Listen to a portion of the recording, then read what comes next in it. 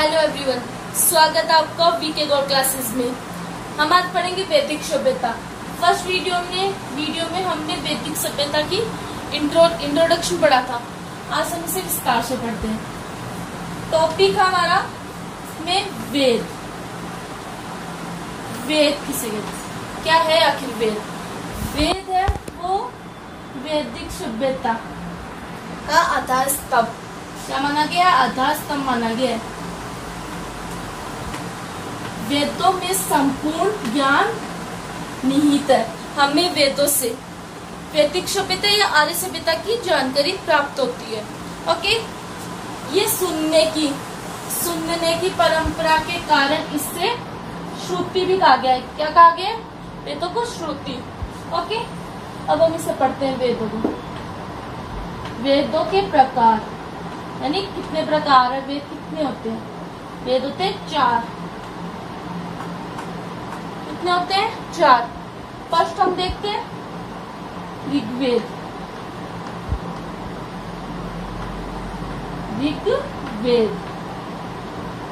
इसके बारे में फर्स्ट तो ऋग्वेद, सेकंड क्या होगा? सामवेद।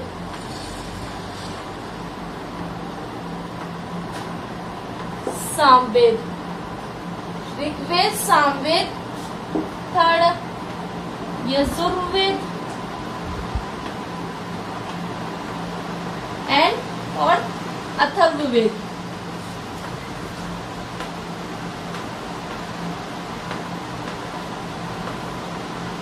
ऋग्वेद, सामवेद, यजुर्वेद एंड अथर्ववेद, ये 4 वेद है। ओके, ऋग्वेद देखते हैं। ऋग्वेद में यह प्राचीन ग्रंथ है। यह प्राचीन ग्रंथ है किसका? आर्यों का। आर्य जिन्हें वैदिक सभ्यता का निर्माता माना जाता है।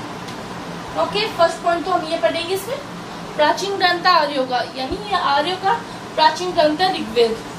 सेकंड देखते हैं इसमें 1028 सूक्त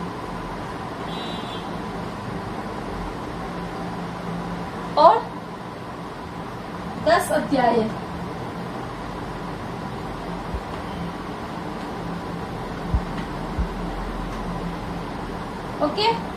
ओके, इसमें छंदों में छंदों में रचित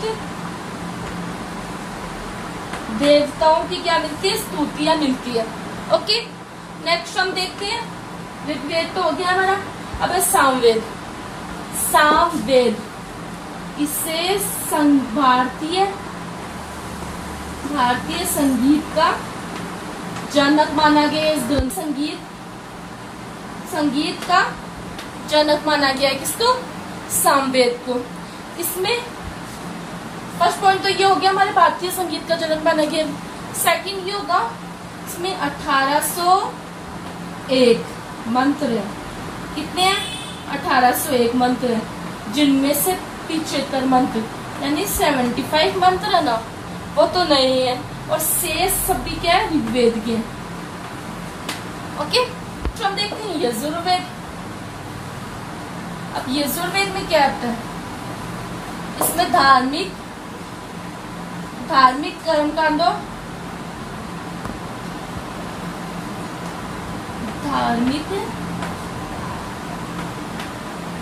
कर्मकांड,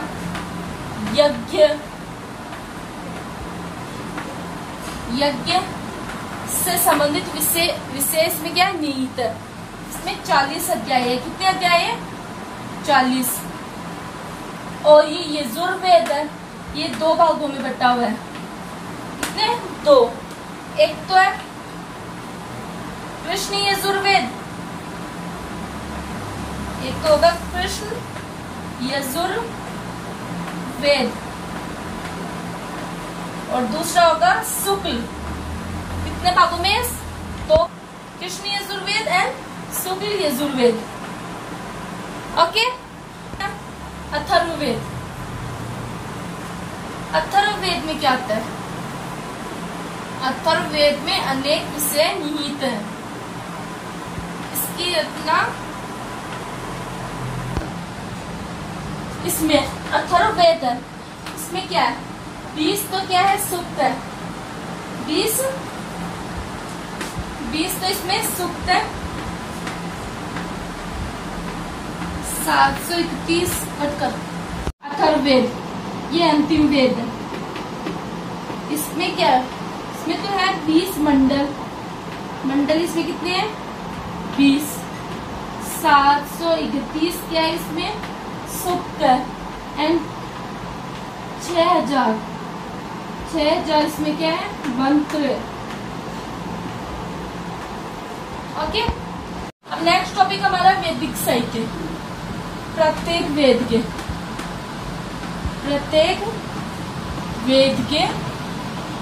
4 भाग है,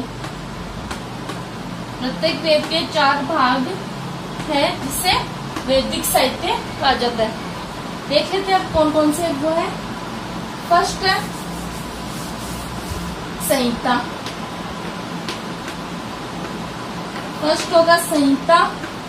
सेकंड क्या है, फर्स्ट संहिता, सेकंड होगा ब्राह्मण। थर्ड क्या है आर्णव और उपनिषद।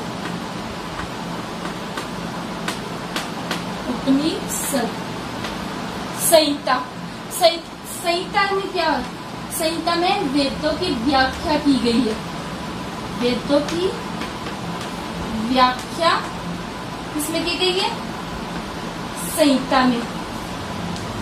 4 भाग होते हैं प्रत्येक वेदों के, उसमें संहिता, ब्राह्मण, आर्णव एंड उपनिषद है, जिनमें संहिता वेदों की व्याख्या जिसमें की गई है वो संहिता है।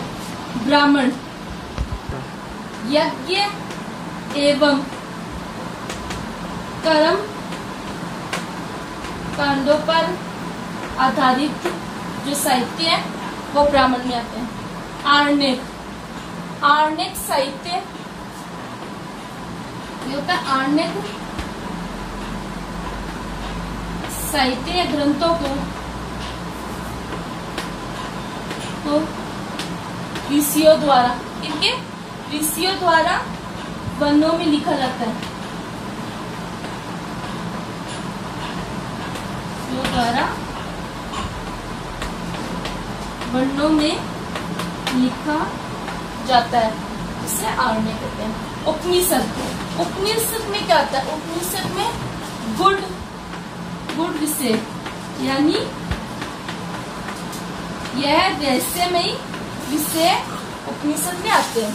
नेक्स्ट हम देखते हैं वेदांग, हमारा टॉपिक होगा नेक्स्ट वेदांग।